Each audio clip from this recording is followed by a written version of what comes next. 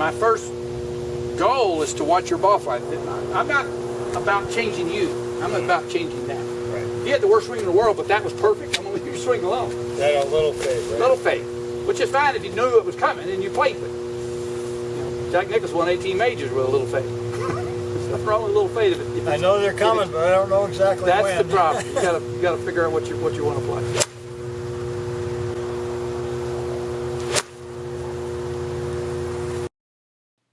Mike, I could look at anyone's swing and be nitpicky, and I could see 10 different things that are missing.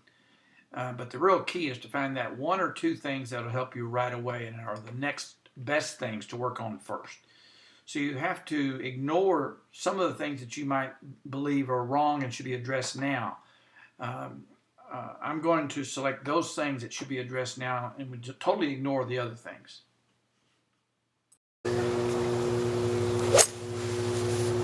Yes. You do swing with more effort than I would like to see. I think that certainly if you're capable, I think there are some pieces that you could add to your swing.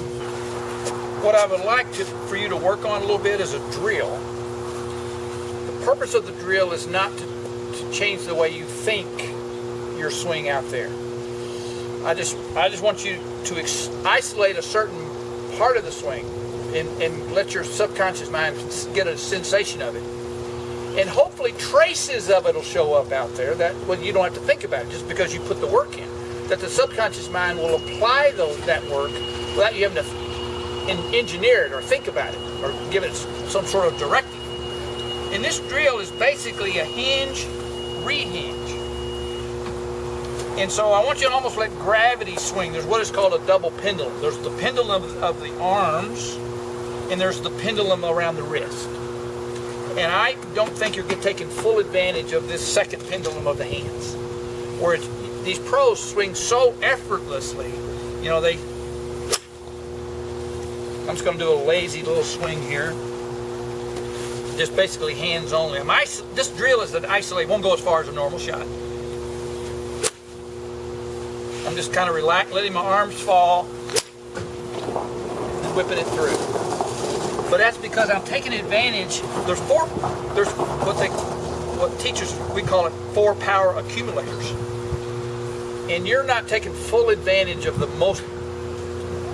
one that gives you the most club head speed. And that's this part here, the hinging unhinge. Your arms are going so fast and hard that the hands can't sequence to it. You almost would have more power if you slowed your arms down. Because you want this right into the ball. So the arms almost fall. That's just a little hand slap. That's the way I verbalize it. A little fat. But this drill, the key is I'm trying to rehinge on this side. The pros will have at least a 90-degree angle here. You're actually taking too big a backswing and you're losing some power.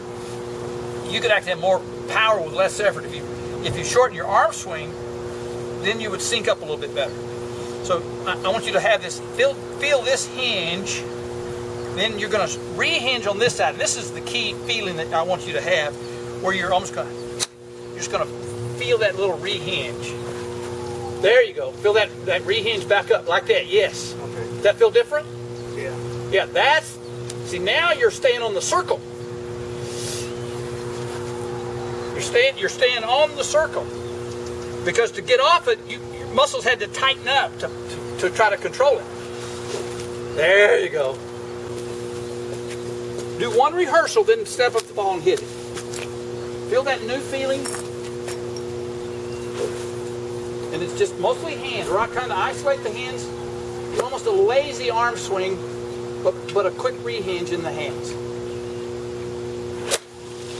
That had a different little pop to it. Yeah, it felt different too. It felt different. Well, that's what I want to tap into. That's the magic move that you didn't have. You don't own it yet, but we've got to keep brushing up against it. Ooh, ooh. That's the one I wanted to hear. That just has a different sound down there. Oh yeah. That's the one I want. That's the piece that was missing. Keep that rehinge going. It's going higher. I like the height of it. That's the best of the group, I think. I felt That's really good. good. That would apply to the driver as well. Let's go do the driver. Mike, first I'm going to look at your iron swing. I'm going to compare you to Grant Wade, who was a tour player during the 90s and considered by many to having one of the best swings in golf. He's now one of the top tour instructors. I'm going to look at one particular position of the swing, and let's look at that. I'm going to take Grant through impact and freeze him in the 9th position. This is when the right arm is parallel to the ground. And I'm going to take you to that same position.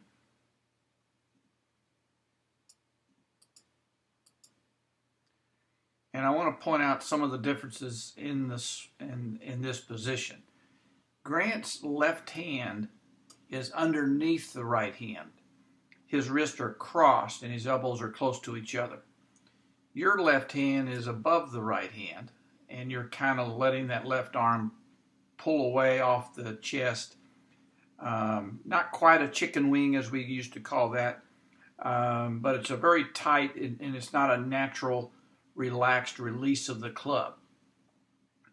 Also, you can see how Grant is rehinging the club. He's already started it rehinging, and you have kind of a bent arm and not much of a rehinge here. Now on the left is your new swing with the rehinge movement. After doing some of those drills, let's look at this swing. We're going to take it through. And as you come through, you release those hands.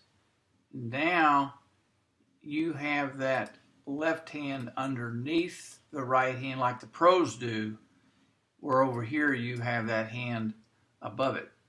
And so you have a lot faster swing. And look at the shaft angle. Here's your shaft here when your arm is here. Here's your arm, and here's your shaft. So that club is traveling faster. That's why it's up higher. You're allowing that to rehinge and without putting the brakes on in your hands and wrist. Your swing on the right, you tightened up, which actually slows the club head down. And now you're letting it whip on through and continue on up.